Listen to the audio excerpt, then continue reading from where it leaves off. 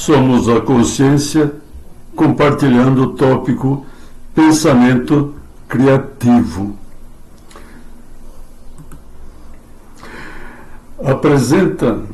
Esta abordagem apresenta o significado de pensamento criativo, considerando as condições prévias necessárias. Então temos aqui a organização dessa abordagem, pensamento criativo, e o que seria o pensamento criativo? A gente poderia dizer assim, que é um pensamento livre, porque quem é apegado a ideias fixas tem muita dificuldade para ser criativo. Então, a criatividade implica a capacidade de reconsiderar o modo de pensar. E isso só se consegue tendo um desapego do nosso sistema de pensamentos, para que possamos encontrar pensamentos novos ou pensamentos diferentes. E o apego impede, o apego ao nosso modelo mental vigente, ele segura essa flexibilidade que redunda numa criatividade para fazer inovações. E qual a condição para essa liberdade? Afinal, o que é a liberdade? É a nossa autoidentificação com a nossa dimensão superior aos pensamentos.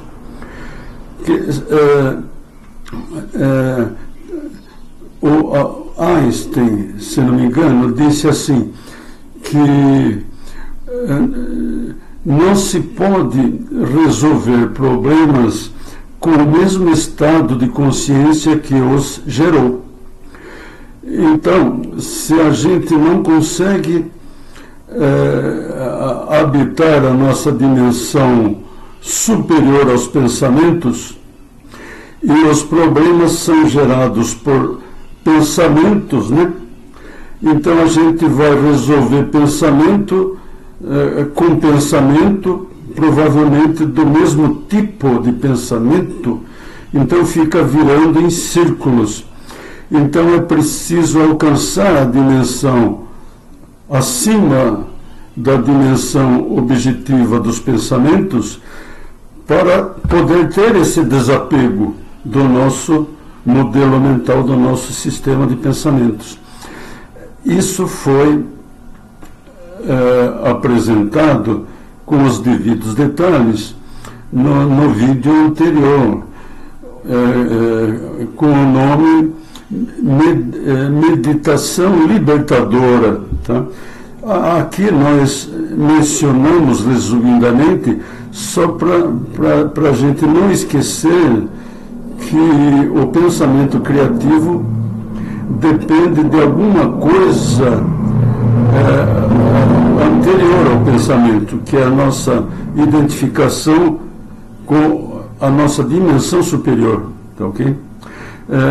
Tendo respondido à pergunta quem sou eu, para fazer a ativação da autoconsciência, o tal desapego de pensamentos e emoções, isso implica em fazer uma conversão do eu, do ego para o self, que é o nosso eu superior. E a meditação consiste em, estando nós posicionados nessa dimensão superior, identificados com essa dimensão superior, nós podemos, com esse eu convertido, ficar observando a mente, sem julgar, sem tentar controlar, apenas sentindo a satisfação direta da autoconsciência que existe nessa dimensão superior. Então nós somos livres para reformular pensamentos que forem necessários, reformular tudo o que for necessário, porque nós perdemos apego, nós perdemos a dependência dos pensamentos, tá ok? E daí sim podemos aprender e ensinar a pensar, porque aqui tem uma observação. É importante distinguir aprender ou ensinar a pensar e aprender e ensinar o que pensar. Quando se tenta ensinar alguém o que pensar, a gente está escravizando a pessoa a pensamentos nossos, né? Mas cada um deve aprender a pensar os seus próprios pensamentos, sendo responsável por eles, poder mudar, poder aceitar, rejeitar, porque são superados eventualmente, ou adaptar, fazer modificações na maneira de pensar. Isso é aprender a pensar, aprender a usar o nosso sistema de pensamentos como instrumento para a nossa atuação no nosso contexto de vivência, né? Tá bom? E temos aquela fórmula que diz que a qualidade da vivência da realidade é função ou é dependente do estado de consciência. Então, uma vivência de maior qualidade requer um estado de consciência numa dimensão acima do ego, acima dos nossos pensamentos, tá bom? E aqui diz assim: aprender e ensinar a pensar envolve meditação ativa, que começa com a meditação libertadora, que é simplesmente se desapegar dos pensamentos, só observar sem julgar, se sentindo livre dos pensamentos. Isso dá um bem-estar muito grande, tá? Mas podemos usar esse estado de meditação libertadora para ensaiar contribuições ao nosso contexto de atuação. Então,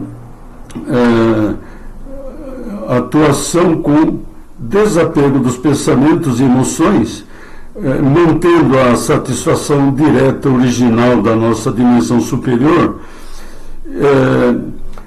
Então, observando a mente, sem julgar, sem tentar controlar, apenas sentindo a satisfação direta da autoconsciência. Então, aqui na parte de aprender e ensinar a pensar, coloca essa condição com o nome de meditação ativa, porque estamos fazendo a meditação libertadora num contexto de contribuir com o nosso contexto, né?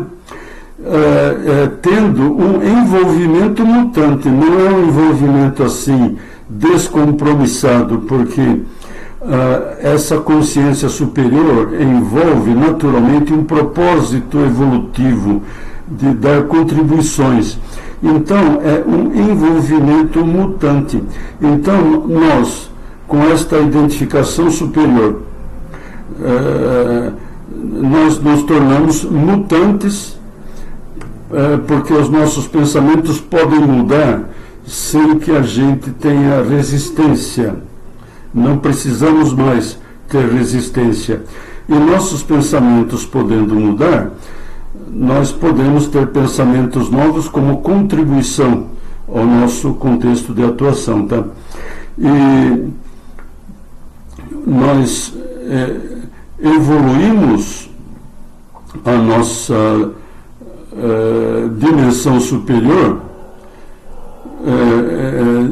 nível após nível. Nós temos o chamado eixo evolutivo, que é o nosso alcance, em cada fase, o nosso alcance, a nossa constituição humana. Tá? Então, ela, vamos dizer assim, está presente de modo completo, mas o nosso acesso é evolutivo, se faz em ciclos. Geralmente, nós começamos como estagnantes, identificados com o ego, onde nós somos contra nós mesmos, onde o eu, identificado com o ego, está contra si mesmo, porque nega a sua dimensão superior, a sua supraconsciência. Tá? Quando o eu se identifica com o self, que é o nosso eu superior, ele se torna um mutante porque ele se liberta dos pensamentos, e os pensamentos não são mais doloridos quando precisam ser mudados ou abandonados. E aqui nós temos a utilização de um recurso da metodologia Design Thinking, que é o duplo diamante. Então temos aqui o diamante da esquerda e o diamante da direita. O diamante da esquerda corresponde à meditação libertadora como condição preliminar para o pensamento atuante, que seria necessariamente o pensamento criativo. Então, a meditação libertadora utiliza as duas metades do diamante. A primeira metade é a questão: quem sou eu? Tá? Que tem alternativas, né? As alternativas são: sou meu corpo, sou minha mente, sou minha história, ou sou a consciência. Fecha o diamante concluindo: eu sou a consciência. Com esse reconhecimento, a consciência se torna ativa, tá?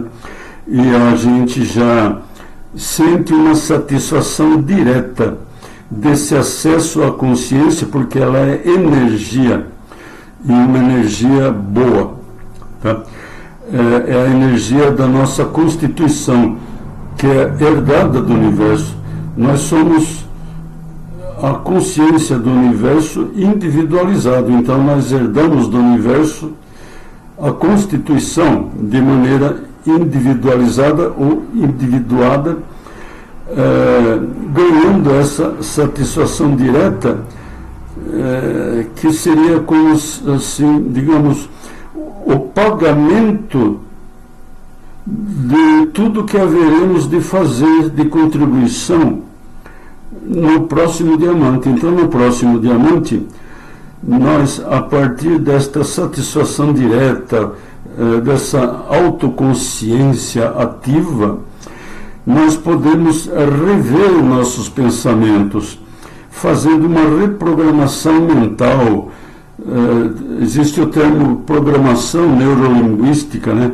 Então, nesta condição, nós fazemos uma programação ou reprogramação neurolinguística de uma maneira mais natural, mais espontânea, porque a partir desta autoconsciência, com esta liberdade adquirida, nós podemos rever a configuração dos nossos pensamentos, a configuração do nosso modo de pensar, alimentado pelo propósito evolutivo que vem da consciência ativa.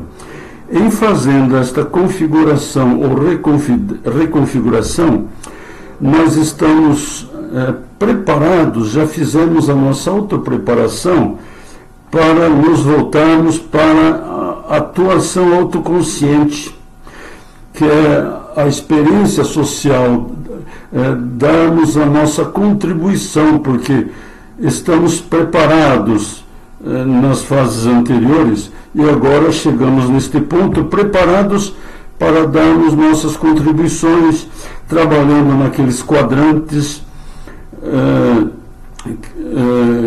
o quadrante individual, coletivo, subjetivo, objetivo, combinados com a gestão do conhecimento que é a assimilação dos conhecimentos, a expressão dos conhecimentos, a socialização, a combinação de conhecimentos com outras pessoas. E nesse processo nós estamos dando as nossas contribuições, porque nós estamos preparados desde a fase anterior, ou as fases anteriores. Então, este primeiro diamante constitui o chamado eixo evolutivo, porque nós alcançamos uma autoconsciência cada vez mais elevada. Não tudo de uma vez, mas gradualmente. Por isso se chama eixo evolutivo do nosso estado de consciência. Para podermos dar nossas contribuições no chamado eixo experiencial, que é a nossa vivência da realidade. Recapitulando aquela fórmula que diz que a vivência da realidade, ou a qualidade da vivência da realidade, é dependente do nosso estado de consciência vigente, né? Alcançado previamente, como indica esta sequência. Então, apresentamos aqui um esquema para ajudar na organização do nosso modelo mental, no processo de nos tornarmos mutantes, com uma flexibilidade maior para darmos nossas contribuições, por estarmos devidamente preparados para isso, a partir do nosso autoconhecimento, que tem como chave a nossa autoidentificação, tá bom? Com a pergunta, quem sou eu? E a partir daí, as coisas se desdobram de uma maneira natural, mas na sequência das dependências, como foi colocado na capa aqui desta abordagem, tá bom? Então, no momento era isto que podíamos falar sobre pensamento criativo, tá bom? Então, vamos concluindo este vídeo e muito obrigado.